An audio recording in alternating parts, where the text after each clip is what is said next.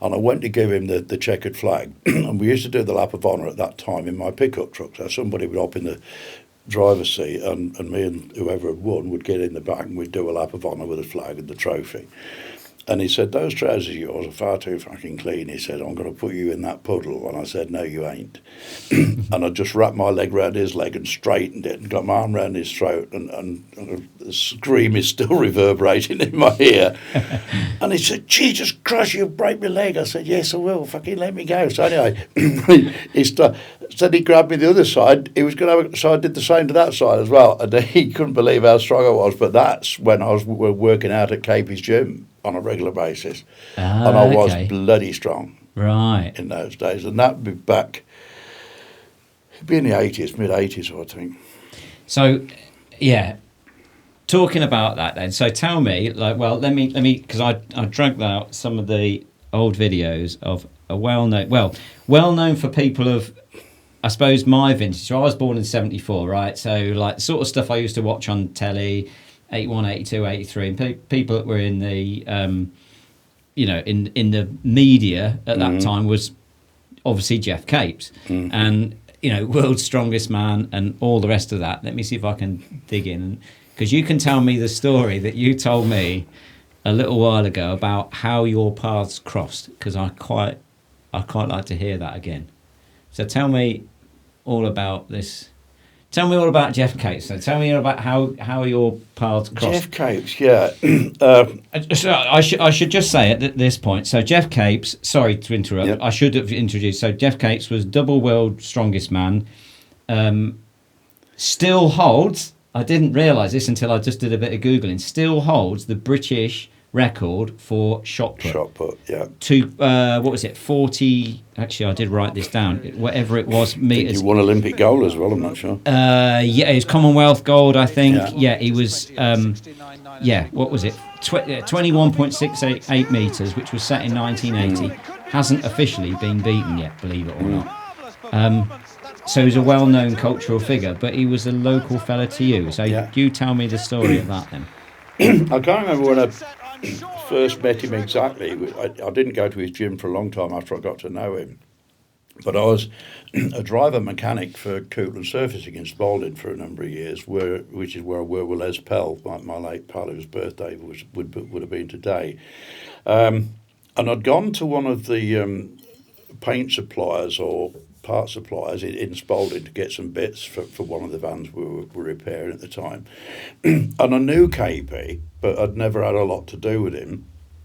And I heard his voice, and I looked, and he was sat in the paint store on one of these 5-gallon drums of thinners or something. Why do you call him KP? Just out... KP. Capes. I thought this was like a sponsor in KP Christmas. No. KP, right. So is that what you called him? That's what I used to call him, yeah. Right. And he'd got his back to the door, and he sat on this drum of thinners. I said, get off there, you fat bastard, you'll burst it. And the manager was in there with him, and of course he burst into laughter. And he said, I know that voice, he said, from a mile off. He said, you all right, Markham? I said, yes, mate. I said, hey, you're looking for a chauffeur?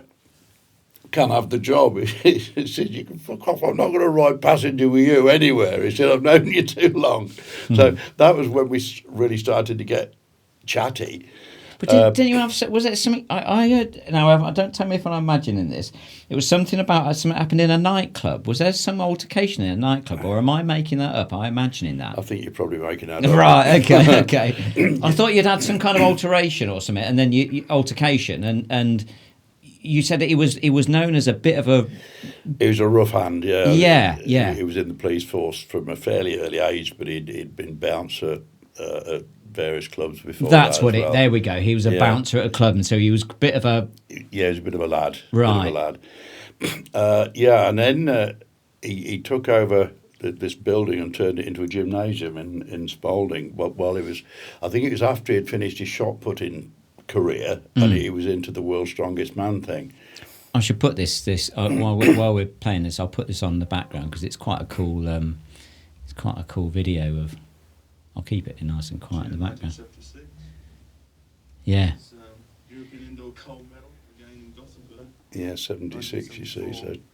Yeah. This is the Commonwealth Games gold medal which I won in New Zealand, 1974. and the European bronze medal, 1974. So this was And this 76. face here Yeah, was round about there, reserved, yeah. for 1976. Yeah. Our daughter was born in medal from the 75. Olympic Games. Well, one hopes the goal, but So yeah, it'd all be around about 76, 77. But I'll tell you one thing he could do as well. He was bloody quick on his feet. It's a sprinting. Yeah. Well, one of the Olympic runners, but he was a middle distance runner, not a sprinter. Right. They had a 100-metre race at something that was going on in Spalding, and Geoff beat him Right. by about half a metre. Yeah. And over 100 yards. I mean, Geoff was like 26 stone, 25, 26 stone Yeah. at his peak. There was another video actually that I had on here that was quite it was a similar sort of thing of when he did a cycle ride against someone as well, which was pretty Yeah. cool. He got so much power in his legs, he didn't bend the pedals. Yeah. And this is against like a proper professional. You can see the professional cyclists. Yeah. Look at the size of the fella compared to the pro cyclist. Yeah. That shouldn't really be happening, should That it? should not be happening, no. Yeah. No. He's obviously just a big fella. But the cycling thing brings me back to that story I told you earlier when I'd gone into his gym, warming up, and there used to be four of us going there. Pete Law, the butcher, Colin Langford, a good friend of mine, and Batesy, who Bates Environmental, that's what he trades as. Right. And we were all in the gym on the warm-up bicycles facing the mirrored wall, and apparently Batesy had been messing about with Geoff's then girlfriend. Right, yeah.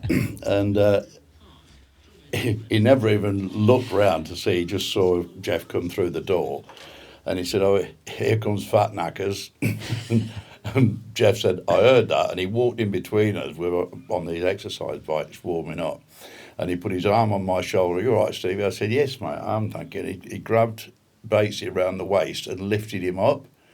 He said, "You ever talk to my girlfriend like that again, I'll rip your head off and shit in the cavity." And he dropped him from about 2 foot above this bicycle seat and landed on his doodads. And as I say, I can still hear the scream now.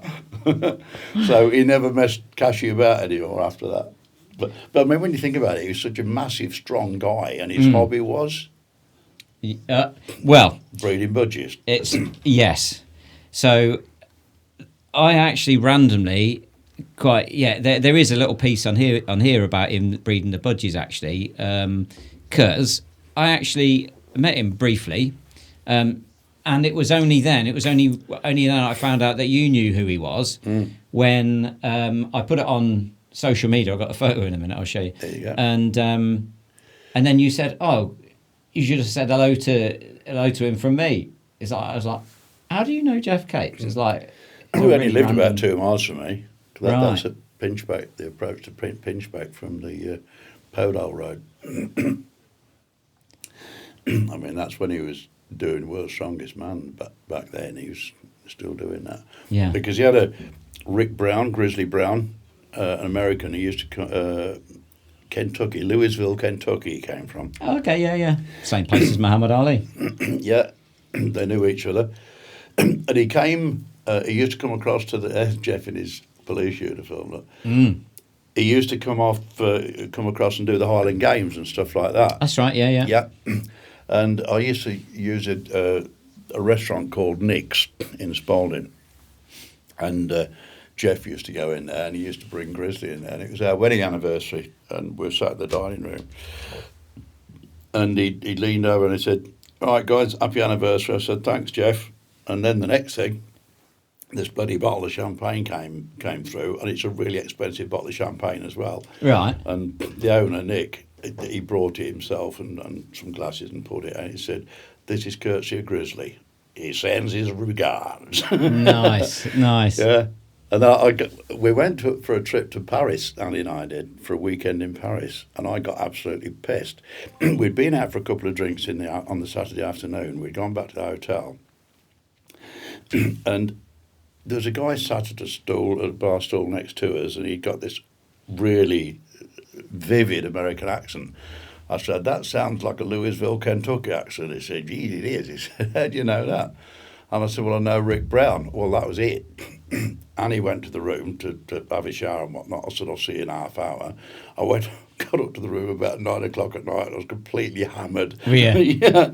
I woke up about 4 o'clock on Sunday morning watching the American tennis tournament or some bloody thing or other. She was as mad as a box of frogs because we'd booked a river cruise, a evening meal river cruise on the Seine for that Saturday night, and couldn't go because I was too pissed. But I did complain to the the travel agent when I got back and said, you know, can I have a refund on that river trip because I was taken ill. She said, oh, drunk were you, Mr. Markham? I said, no, I wasn't. How dare you? But I got it refunded anyway. Amazing. Yeah, that was a few years later. I reckon that was a good 10, 12 years ago, something like that. Yeah, something like that. Yeah. And that, well, I mean, Harrison there he would have been probably less than a year old, I would think. So that must have been about 10 years ago because he's 11 now. But yeah, a real nice fella. And yeah.